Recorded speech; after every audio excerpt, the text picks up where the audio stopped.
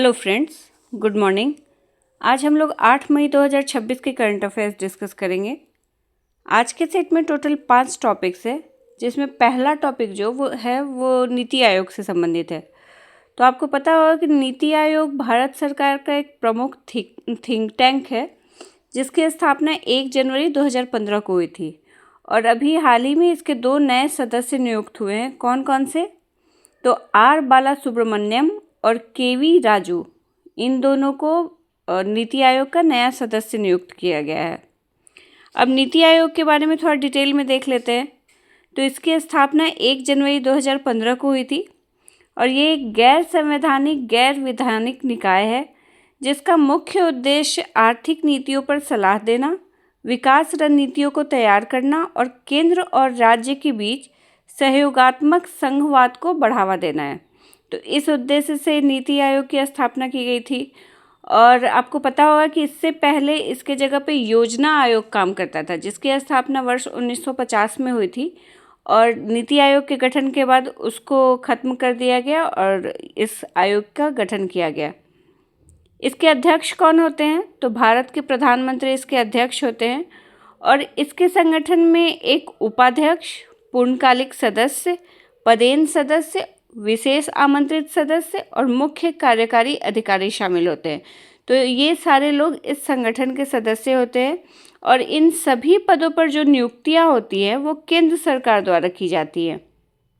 तो ये भी ध्यान रखिएगा कि इनकी नियुक्ति किसके द्वारा की जाती है? तो केंद्र सरकार के द्वारा। नेक्स्ट टॉपिक देख लेते हैं। तो नेक्स्ट टॉपिक अंतर्राष्ट्रीय बिग कैट अलायंस से संबंधित है।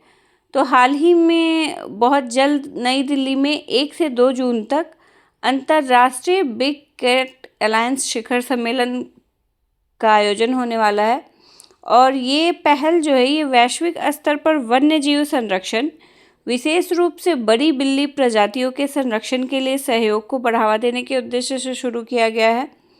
और इस सम्मेलन में विभिन्न देशों के प्रतिनिधि, विशेषज्ञ और नीति निर्माता भाग लेंगे, जो संरक्षण रणनीतियों पर विचार विमर्श करेंगे। अब इंटरनेशनल बिग कैट अलायंस यानी कि IBCA के बारे में देख लेते हैं। तो ये एक बहुउद्देशीय पहल है, जिसका लक्ष्य 7 प्रमुख बड़ी बिल्ली प्रजातियों, कौन कौन सी? बाघ, शेर, हिम तेंदुआ, चीता, जगुआर और प्यूमा, इन 7 प्रमुख बड़ी बिल्ली जो प्रजातियां हैं उनके संरक्षण के लिए सहयोग को मजबूत करना है।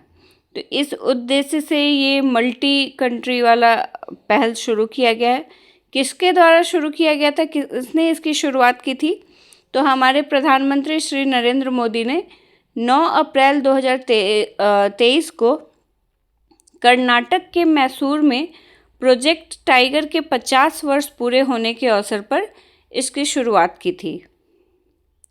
ये जो गठबंधन है ये विभिन्न देशों को एक मंच पर लाकर संरक्षण प्रयासों, अनुसंधान और संसाधन का आदान प्रदान करने को प्रोत्साहित करता है। तो इसका अभी शिखर सम्मेलन होने वाला है नई दिल्ली में 1 से 2 जून तक। नेक्स्ट टॉपिक मिशन मौसम अर्बन टेस्ट बेड से संबंधित है। तो भारत में मिशन मौसम अर्बन टेस्ट बेड की शुरुआत की गई है, जिसका उद्देश्य शहरी स्तर पर मौसम के अवलोकन और मॉडलिंग के माध्यम से पूर्वानुमान को अधिक सटीक बनाना है। ये जो कदम उठाया गया है ये बढ़ते शहरीकरण और उससे जुड़ी मौसमीय जटिलताओं को समझने की दिशा में एक महत्वपूर्ण कदम माना जा रहा है। क्यों महत्वपूर्ण कदम माना जा रहा है? क्योंकि इसके माध्यम से शहरों में वर्षा, तापमान और अन्य जो मौसमीय घटनाएं होती हैं उनका बेहतर विश्लेषण किया जा सकेगा। मिशन मौसम भारत सरकार के पृथ्वी विज्ञान मंत्रालय और भारतीय मौसम विभाग से जुड़ी एक पहल है, जिसका मुख्य लक्ष्य मानसून वर्षा, चरम मौसम घटनाओं और स्थानीय वायुमंडलीय परिस्थितियों के पूर्वानुमान को सुदृढ़ करना है। अब अर्बन टेस्ट बेड क्या होता है? तो ये एक ऐसा नियंत्रित क्षेत्र होता है जहां शहर के वातावरण में मौसमी प्रक्रियाओं का अध्ययन किया जाता है। इसमें स्वचालित मौसम स्टेशन होते हैं, वर्षा मापी यंत्र होते हैं, डॉपलर रडार और सतही अवलोकन से प्राप्त डेटा का उपयोग किया जाता है, तो ये सारी आधुनिक सुविधाएं यहाँ उपलब्ध होती हैं, जिसके माध्यम से मौसमी प्रक्रियाओं का अध्ययन किया जाता है। आपको पता होगा कि भारत में दक्षिण पश्चिम मानसून जून से सितंबर के बीच सक्रिय रहता है और देश के अधिकांश वर्षा के लिए यही मेन स्रोत माना जाता है। मानसून पूर्वानुमान के लिए उपग्रह डेटा, रडार प्रणाली, महासागर वायुमंडल मॉडल और भूमि आधारित अवलोकनों का उपयोग किया जाता है। और मिशन मौसम अर्बन टेस्टबेड जो है, इन सभी तकनीकों को शहर स्तरीय विश्लेषण के साथ जोड़कर अधिक सटीक भविष्यवाणी करने में सहयोग करेगा। तो ये मिशन मौसम अर्बन बेड से संबंधित है। ये भारत सरकार के पृथ्वी विज्ञान मंत्रालय और भारतीय मौसम विभाग से जुड़ी एक महत्वपूर्ण पहल है। नेक्स्ट टॉपिक 22वां कॉमनवेल्थ टेबल टेनिस चैंपियनशिप से संबंधित है। तो इसका भी आयोजन नई दिल्ली में किया जाएगा। कब से कब तक? तो 27 जुलाई से 2 अगस्त 2026 तक इसका आयोजन किया जाएगा। ये एक 7 दिवसीय प्रतियोगिता होगी जो त्यागराज स्टेडियम में आयोजित की जाएगी और इसका आयोजन दिल्ली सरकार तथा भारतीय टेबल टेनिस महासंघ संयुक्त रूप से करेंगे। कॉमनवेल्थ टेबल टेनिस चैंपियनशिप जो है, ये राष्ट्रमंडल देशों के बीच आयोजित होने वाली प्रमुख टेबल टेनिस प्रतियोगिता है और 2026 में इसका 22वां संस्करण आयोजित किया जाएगा। इस प्रतियोगिता में राष्ट्रमंडल के 35 से अधिक देशों के खिलाड़ी और टीमें हिस्सा लेंगी, जिसमें इंग्लैंड, ऑस्ट्रेलिया, कनाडा, न्यूजीलैंड, दक्षिण अफ्रीका और सिंगापुर जैसे मजबूत टीमें जो हैं वो भी इसमें हिस्सा लेंगी। भारतीय टेबल टेनिस महासंघ देश में टेबल टेनिस खेल का सर्वोच्च संचालन निकाय है। अगर पूछा जाए कि भारत में टेबल टेनिस खेल के लिए सर्वोच्च संचालन निकाय कौन है, तो भारतीय टेबल टेनिस महासंघ। अब राष्ट्रमंडल संगठन में कुल सदस्य कितने हैं? तो 56 कुल सदस्य हैं।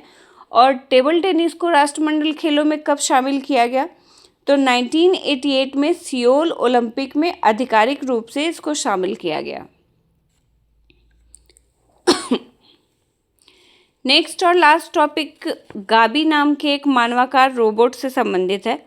तो दक्षिण कोरिया में तकनीक और धर्म का अनोखा मेल देखने को मिला। कब? जब सियोल स्थित जोग्येसा मंदिर में 6 मई 2026 को गाबी नामक पहले मानवाकार रोबोट भिक्षु को सार्वजनिक रूप से प्रस्तुत किया गया। ये जो आयोजन हुआ, ये बुद्ध जयंती से पहले जोग्य बौद्ध संप्रदाय द्वारा आयोजित किया गया। जोग्य बौद्ध संप्रदाय जो है वो दक्षिण कोरिया का सबसे बड़ा बौद्ध संगठन है और इसी ने इस आयोजन को आयोजित किया। गाबी एक मानवाकार रोबोट है जिसे इंसानों जैसी शारीरिक संरचना के साथ तैयार किया गया है। इसमें सिर, धड़, हाथ और पैर मौजूद है तथा इसकी ऊंचाई लगभग 130 सेंटीमीटर है और समारोह के दौरान इसे भूरे और धूसर रंग के बौद्ध वस्त्र पहनाए गए। गाबी जो है वहाँ जो आयोजन किया गया था उसमें सभी जो सीनियर बौद्ध भिक्षु थे उन सबको नमस्ते किया, नमन किया और उसके बाद बौद्ध परंपरा के अनुसार इसका वहाँ पे इसको प्रदर्शित किया गया है। और ये रोबोट जो है ये यूनिट्री G1 प्लेटफॉर्म पर आधारित है जिसे चीन की यूनिट्री रोबोटिक्स कंपनी द्वारा विकसित किया गया है। गाबी नाम क्यों पड़ा? तो इसका जो नाम है, ये बुद्ध के जन्म का जो नाम है सिद्धार्थ, वो और कोरियाई शब्द जाबी यानी कि जिसका अर्थ होता है दया, तो इन दोनों को मिलाकर इसका नाम गाबी बनाया गया है। तो इसे किसने लॉन्च किया है, किस देश ने लॉन्च किया है? तो दक्षिण कोरिया। ये हमारे आज के टॉपिक्स थे। मिलते हैं नेक्स्ट डे। Thank you.